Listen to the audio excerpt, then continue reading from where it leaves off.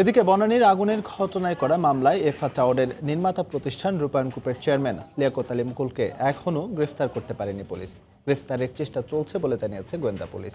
এর আগে গতরাতে ভবনের অবৈধ অংশের মালিক কুড়িগ্রাম জেলা বিএনপির সভাপতি AKM তাজফিরুল ইসলাম ও জমির মালিক SMHI ফারুককে গ্রেফতার করে পুলিশ। আগুনের ঘটনায় রাজুক সহ অন্য কারো দায় থাকলে ব্যবস্থা নেওয়া হবে বলে জানিয়েছেন গোয়েন্দা কর্মকর্তারা। বনানীর এফআর টাওয়ারে আগুনের ঘটনায় দুজনকে গ্রেফতার করেছে ঢাকা মহানগর গোয়েন্দা পুলিশ। এদের মধ্যে প্রকৌশলী ফারুক হোসেন জমির মালিক এবং সেই সূত্রে ভবনের ৪৫% মালিকানা তার, আর তাজফিরুল ইসলাম ভবনের বর্ধিতাংশের মালিক। তবে মামলায় অন্যতম আসামি করা হলেও ভবনটির নির্মাতা প্রতিষ্ঠান রূপায়ণের চেয়ারম্যান লিয়াকত আলী মুকুল আইনের আওতায় আসেনি এখনও। এই বিল্ডিংটি প্রথমে 18 তলা পর্যন্ত অনুমোদন ছিল, পরবর্তীতে এটাকে 23 তলা করা হয়েছে। এর আগে এই আগুনের ঘটনায় অবহেলাজনিত মৃত্যুর অভিযোগে পুলিশ বাদী হয়ে 3 জনের নাম উল্লেখ করে বনানী থানায় মামলা করে। আসামি করা হয় অজ্ঞাত বেশ কয়েকজনকেও। লিয়াকত আলী খান মুকুল, হি ইজ দ্য অ্যাকিউজড।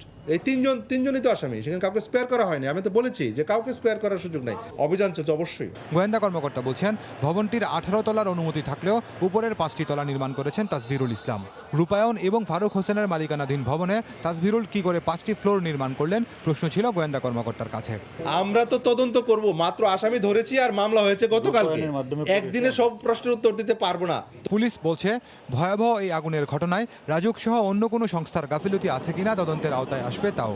রাজুকের মূল ইন্সপেকশনের দায়িত্বটা যারা বিল্ডিং অনুমোদন করেন এবং যারা ডেভেলপার, যারা বিল্ডিংটা তৈরি করেন, তাদের দায় দায়িত্ব সবচেয়ে বেশি। আমরা আমাদের কাজটুকু করব যে তদন্তে এই বিল্ডিংয়ের ক্ষেত্রে কি কি ব্যত্যয় ছিল, সেই ব্যত্যয়গুলো শনাক্ত করে আমরা আদালতে আমাদের অভিযোগপত্র দাখিল করব। গেল 28 মার্চ বনানীর এফআর টাওয়ারে আগুনের ঘটনায় 26 জনের মৃত্যু হয়। খান মোহাম্মদ রুমেল, সময় সংবাদ, ঢাকা।